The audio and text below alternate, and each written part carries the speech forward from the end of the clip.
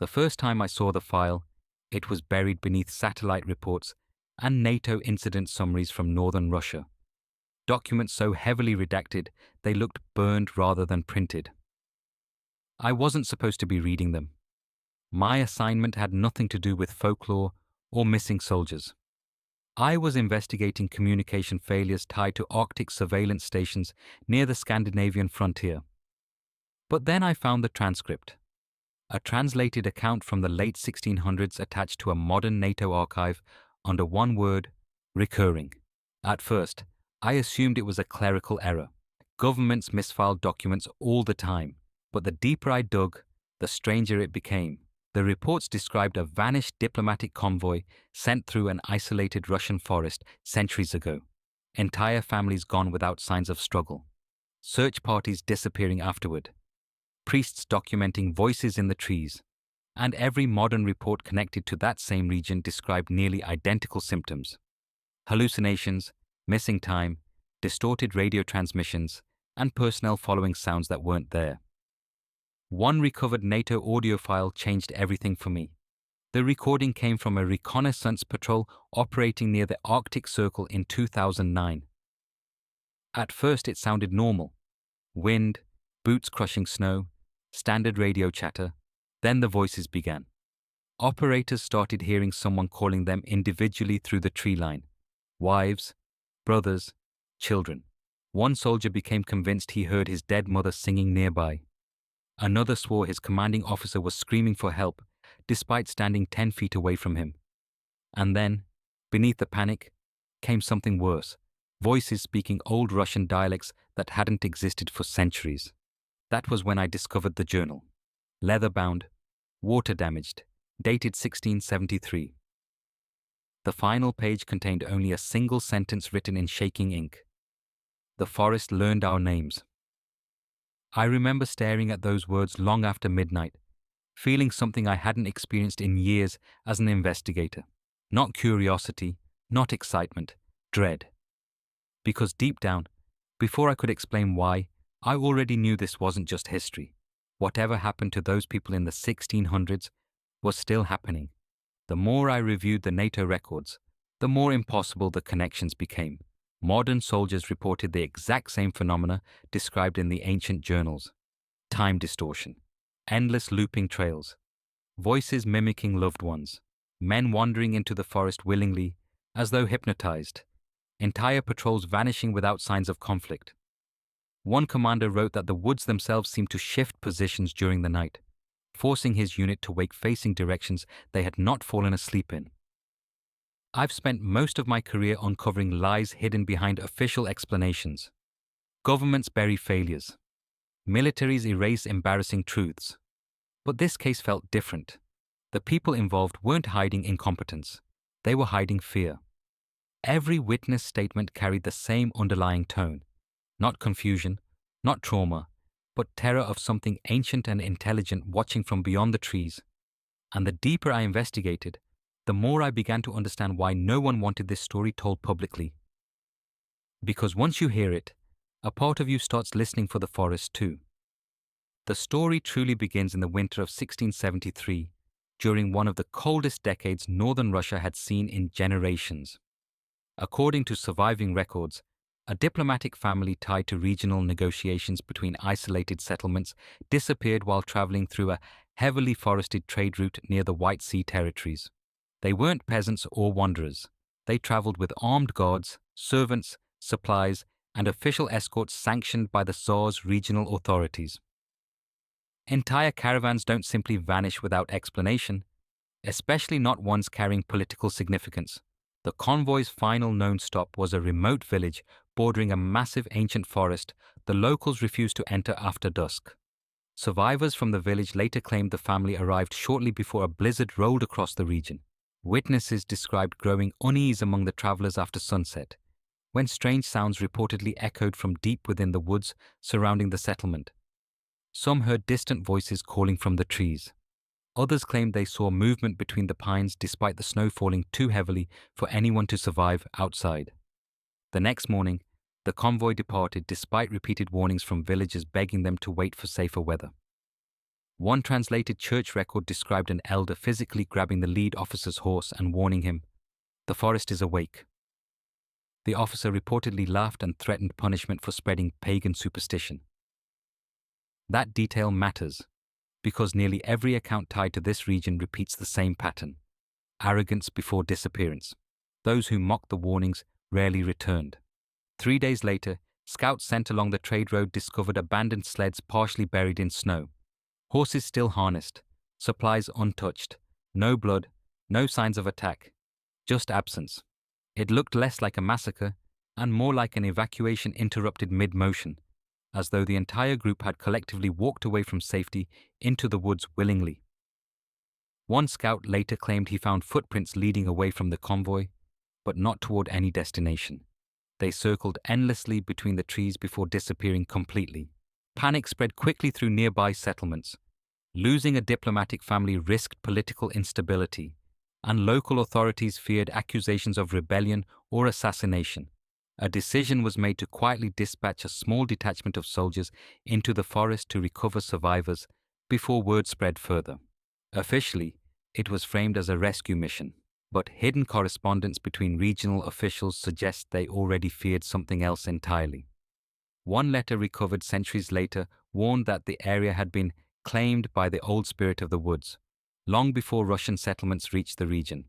What unsettles me most is what happened before the soldiers even entered the forest. Several members of the expedition reportedly attempted to resign after hearing strange voices outside the barracks during the night before departure. One soldier claimed his dead brother spoke to him from beyond the tree line. Another awoke standing barefoot in the snow several hundred yards from camp with no memory of leaving, even before they crossed into those woods.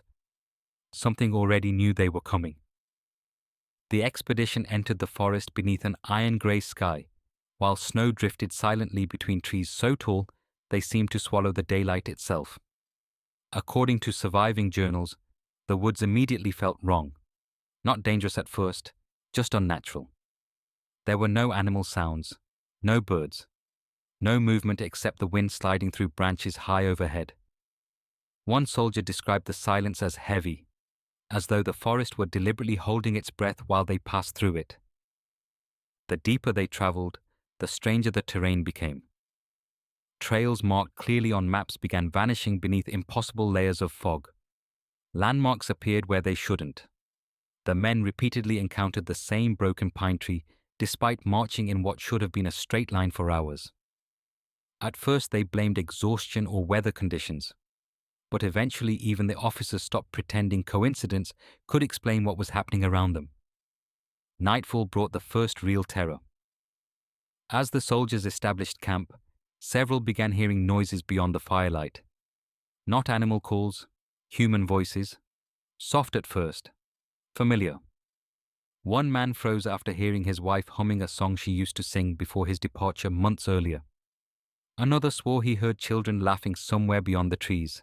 The sounds always came from deeper in the forest, just beyond visibility, close enough to follow but never close enough to reach. The priest traveling with the expedition reportedly warned the men not to answer any voices they heard after dark. He claimed local legends spoke of spirits capable of stealing familiarity itself, using memories and love as bait. Most of the soldiers mocked him openly, but that confidence disappeared during the second night when one of the sentries wandered from camp after hearing his mother calling his name. The search party found his footprints leading into dense woods, then abruptly stopping mid-stride in untouched snow. After that disappearance, paranoia spread rapidly through the group. Men stopped sleeping.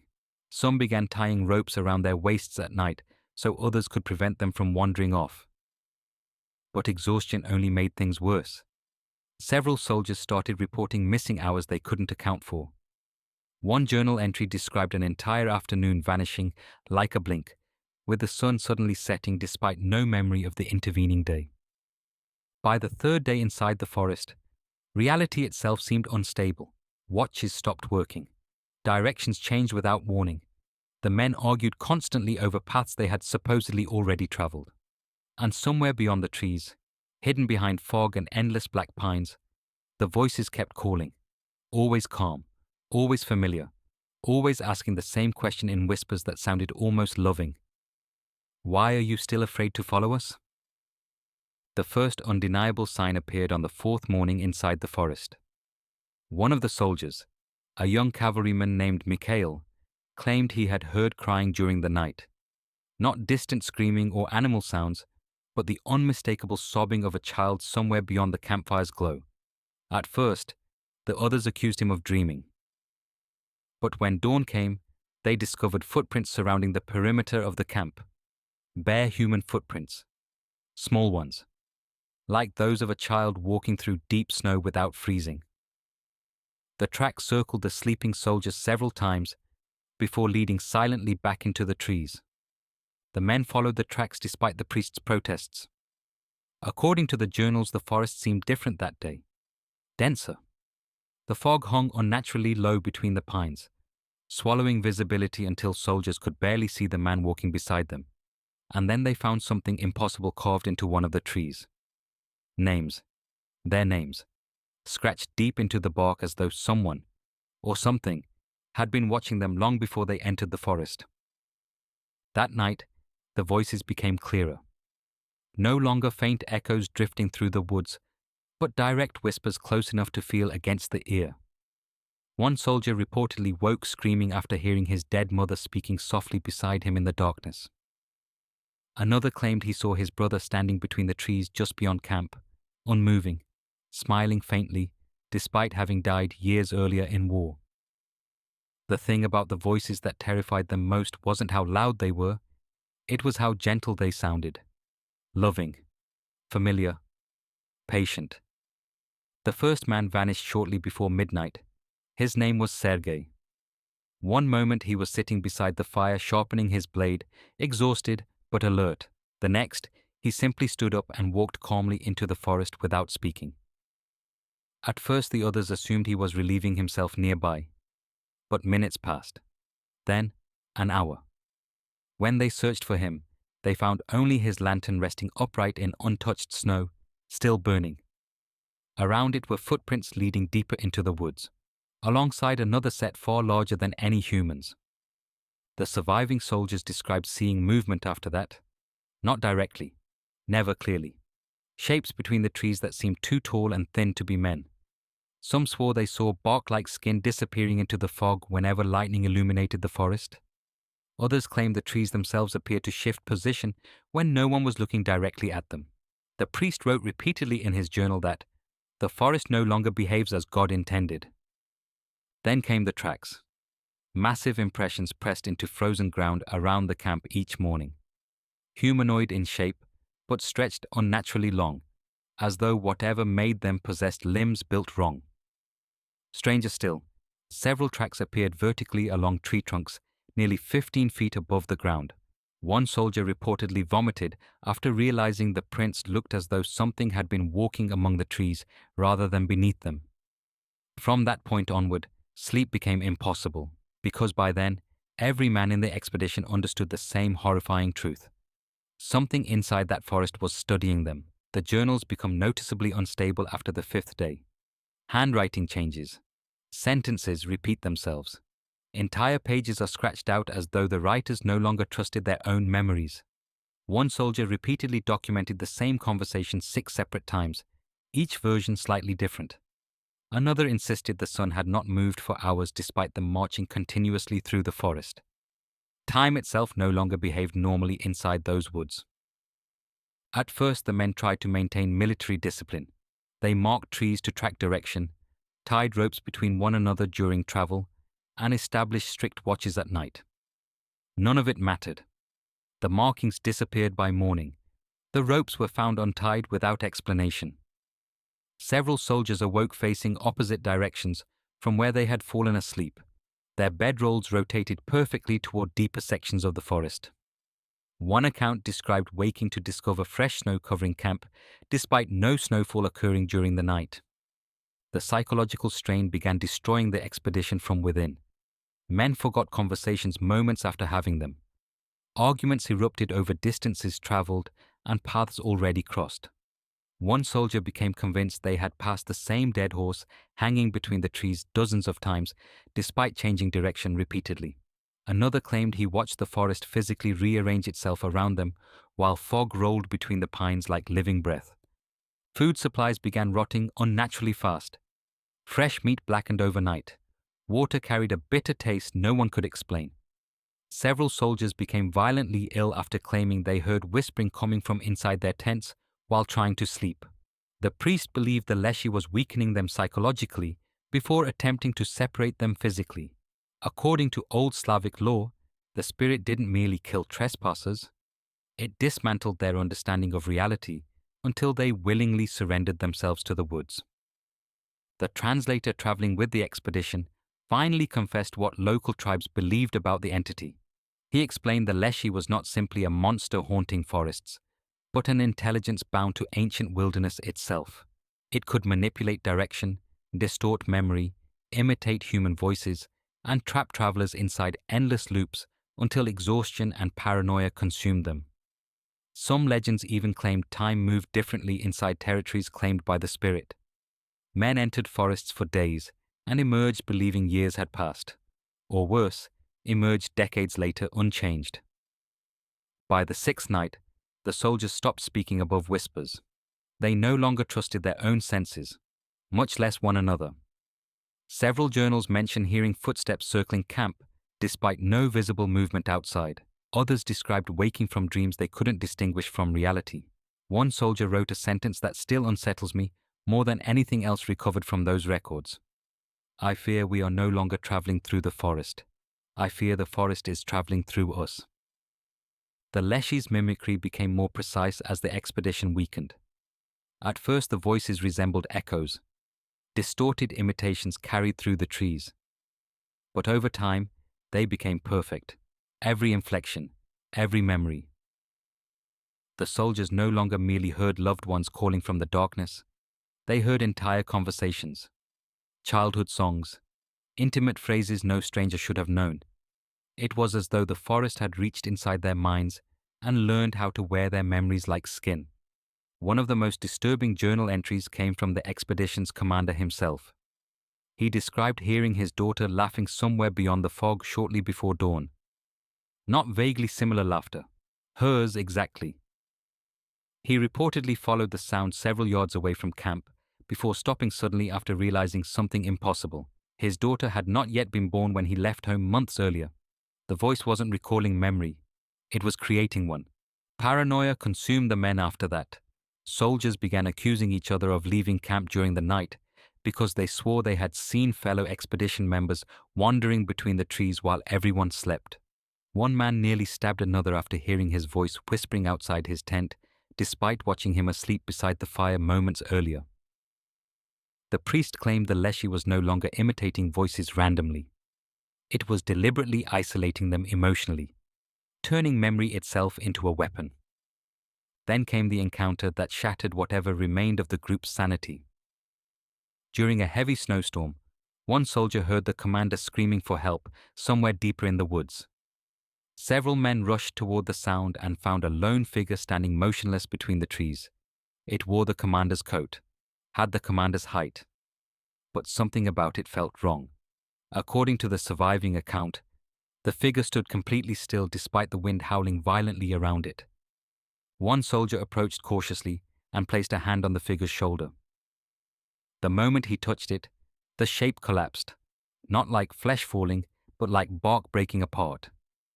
Witnesses claimed the thing split open into black splinters and disappeared into the snow as an inhuman scream echoed through the forest. The real commander was discovered minutes later back at camp, pale and shaking, insisting he had never left the fire. After that night, the expedition fully unraveled. Men stopped responding immediately when called by name, terrified the voice speaking might not belong to a real person. Several began stuffing cloth into their ears during marches, despite the risk of ambush.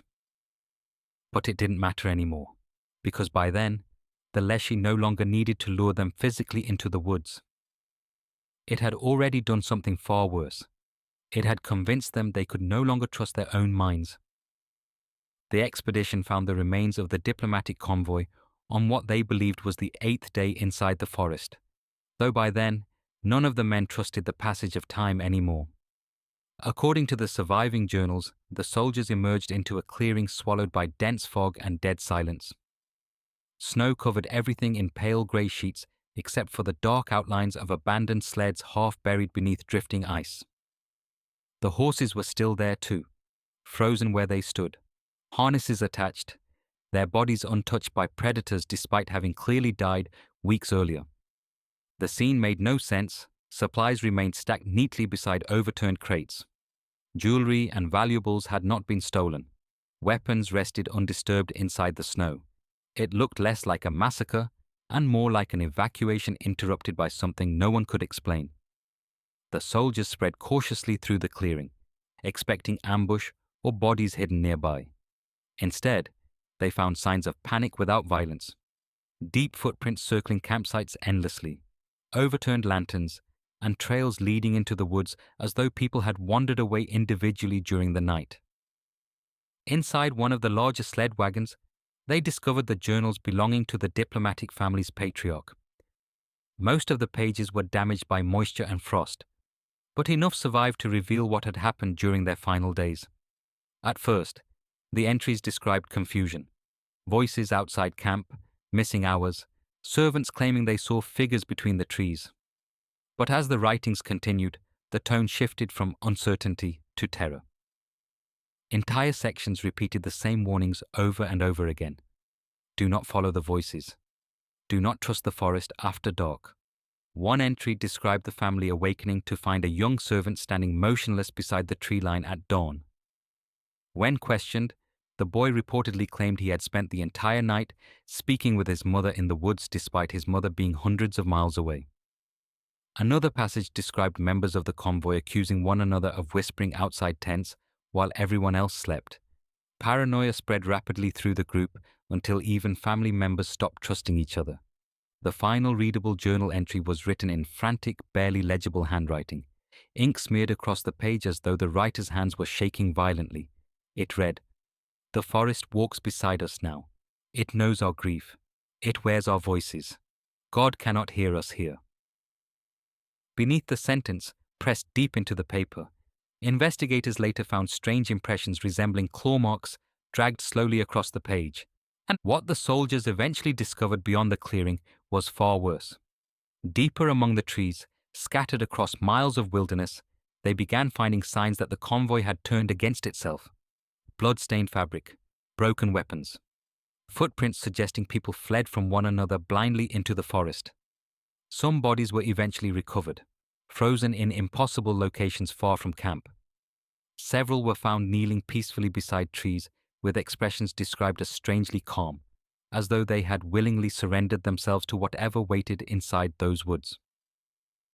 Until that point, the soldiers had only encountered fragments of the entity, voices, movements, distortions lurking just beyond sight. But according to the surviving accounts, everything changed during the storm on the 10th night. The forest became unnaturally still hours before it appeared. No wind, no falling snow, just silence so complete the men could hear their own breathing trembling inside their chests. One of the surviving journals describes the first sighting in horrifying detail. A sentry standing near the edge of camp noticed something moving slowly between the trees. At first he believed it was another soldier wandering beyond the perimeter, but as it approached, he realized the figure was impossibly tall.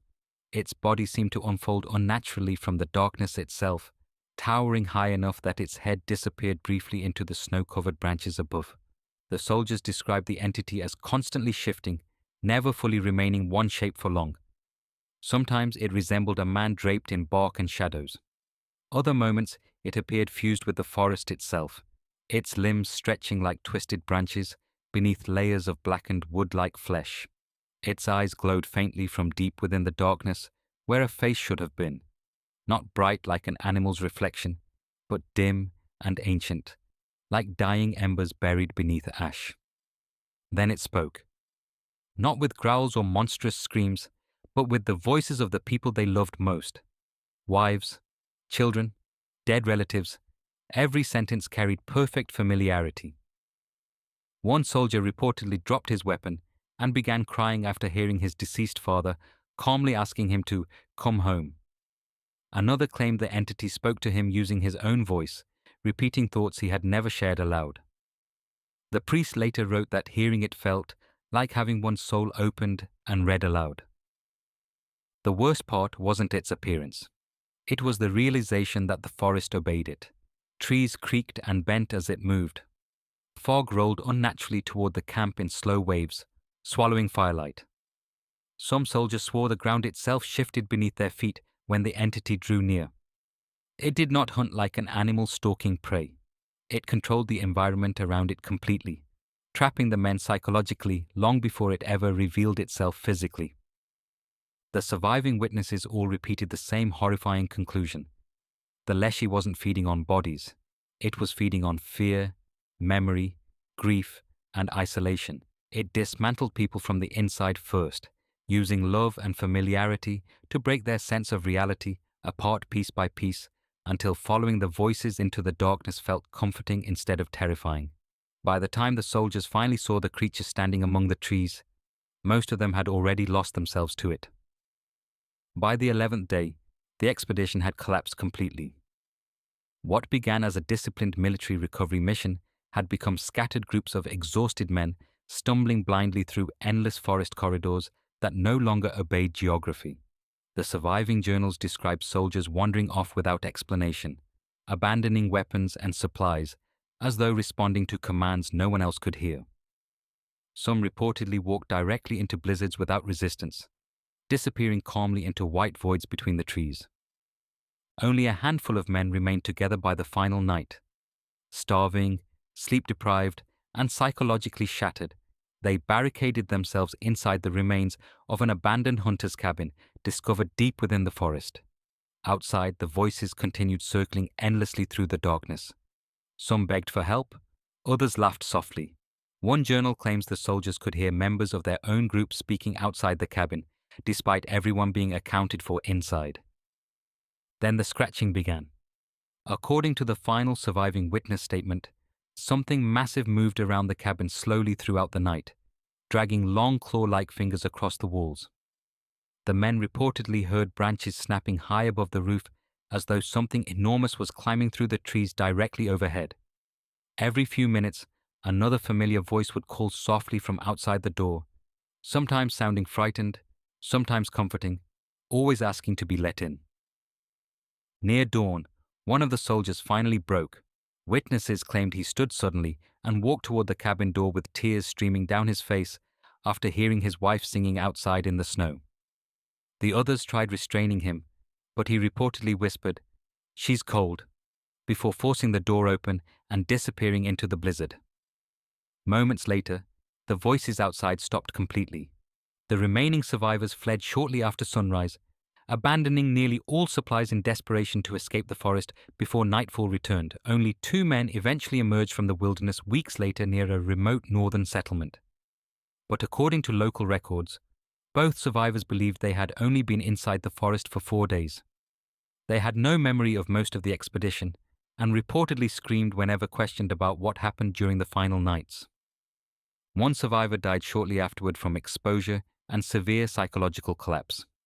The other lived long enough to give a fragmented statement before vanishing from historical records entirely. His final documented words were written by a monastery scribe assigned to interview him. The survivor reportedly stared silently toward the tree line outside the monastery for several minutes before whispering, "It never wanted to kill us. It wanted us to stay." For nearly 3 centuries, the Russian records remained buried beneath monastery archives, sealed government correspondence, and forgotten regional folklore. Most historians dismiss the surviving accounts as mass hysteria caused by isolation and winter starvation. Official explanations blamed blizzards, paranoia, or wolves. And for a long time, even I wanted to believe that.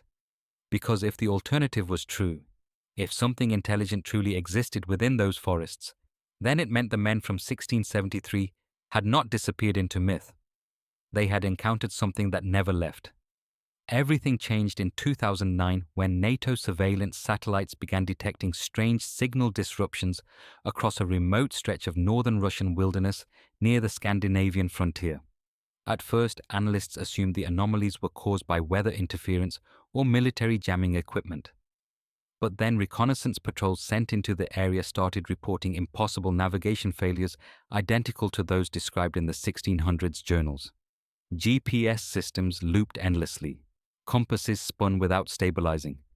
Soldiers repeatedly found themselves returning to the same locations despite marching for hours in opposite directions. The official NATO incident report never mentioned folklore publicly, but hidden within the classified transcripts were details too specific to ignore. Operators described hearing familiar voices through radio static, wives, siblings, dead relatives, calling to them from outside visual range. Several soldiers reported seeing figures moving between trees during heavy snowfall, only to discover no footprints afterward. One patrol member vanished during a whiteout blizzard after calmly stating over comms, "I hear my father calling me." His body was never recovered. What truly terrified investigators, however, was the recovered audio. I listened to it myself through NATO archives I was never authorized to access. The recording came from a helmet camera recovered weeks after an entire reconnaissance team disappeared. For the first several minutes, everything sounded routine. Wind, equipment checks, standard patrol chatter. Then the distortion began. Voices started bleeding faintly through the static. Not modern Russian, but ancient dialects matching translations from the 1673 expedition journals almost word for word. One terrified operator can be heard whispering, "Who is speaking?"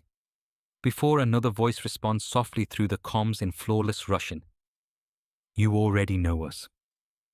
The final seconds of the recording still haunt me. Heavy breathing, crunching snow, one soldier repeatedly insisting they are walking in circles despite moving downhill for nearly an hour. Then silence falls across the entire patrol. Complete silence. No wind, no radio interference, just stillness. And from somewhere very close to the microphone, a voice calmly speaks in English for the first time in the recording. "We learned your language too." The audio cuts immediately afterward. Officially, NATO sealed the incident and blamed environmental conditions for the disappearances. The forest region remains heavily restricted to this day under military authority. But after years of investigating these records, I've come to understand something far worse than the existence of the LESHY itself. The creature in those woods isn't trapped there. It's evolving, adapting, learning. Every expedition, every lost traveler, every frightened soldier, it studies them, their fears, their memories, their voices. And sometimes late at night, when I replay those recordings alone, I can't shake the feeling that the thing inside those forests is no longer waiting for people to enter its territory. I think it's learning how to follow them home.